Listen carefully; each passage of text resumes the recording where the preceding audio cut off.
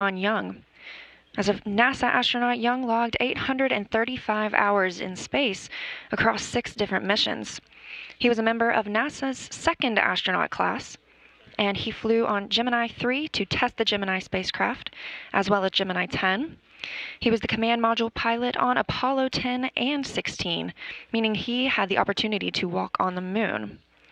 He also flew on STS-1, which was the maiden flight of the space shuttle in 1981 with Bob Crippen, and concluded his flights with STS-9.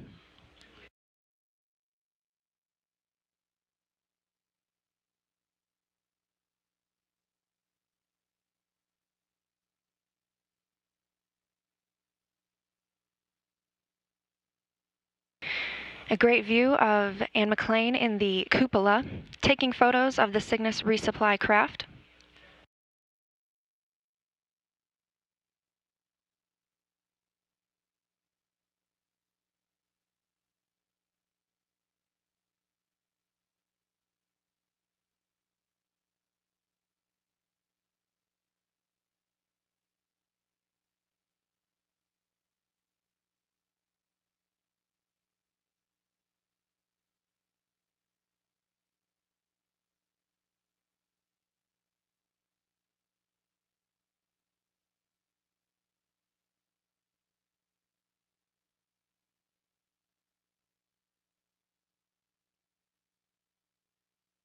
In front of Anne, you can see that cuckoo workstation where she and David St. Jacques will command the release of the Cygnus resupply craft later.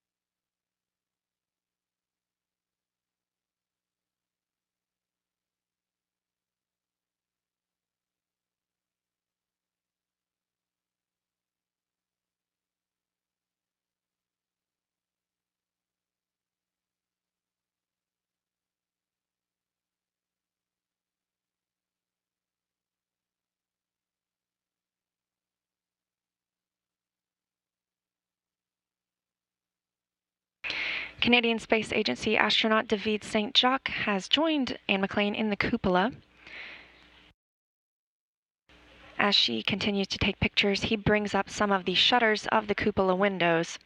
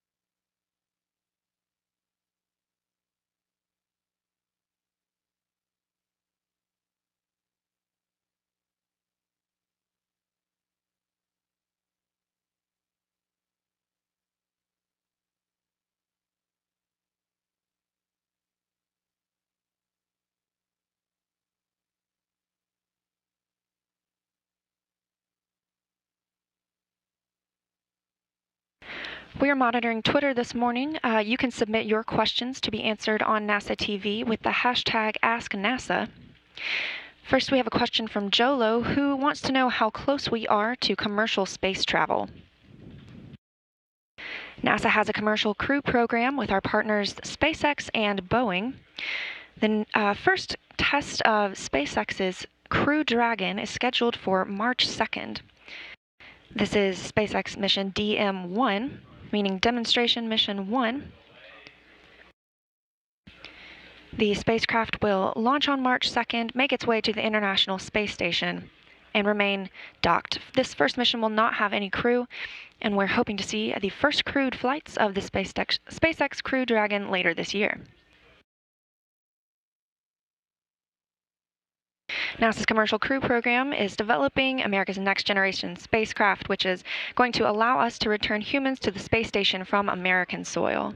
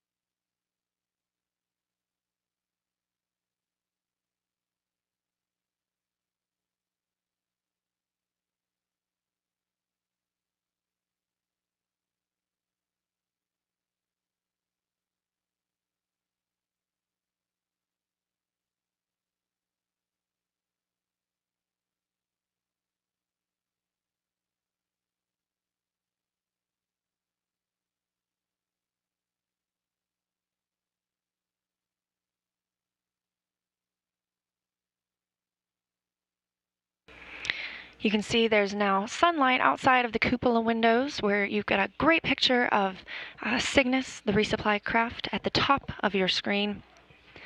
The International Space Station is currently 262 statute miles flying over the South Pacific Ocean.